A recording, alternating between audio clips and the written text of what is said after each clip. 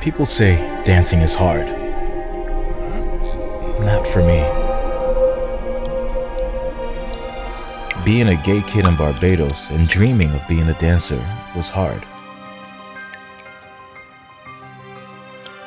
Also, leaving my family at a young age.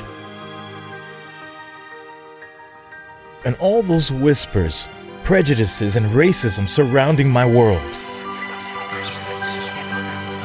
Having my arms tied to my body instead of a beautiful, careless pair of wings is heavy.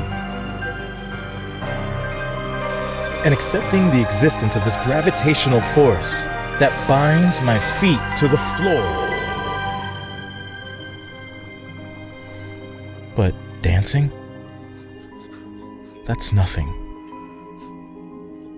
I was born to be a dancer. Nothing else, nothing less.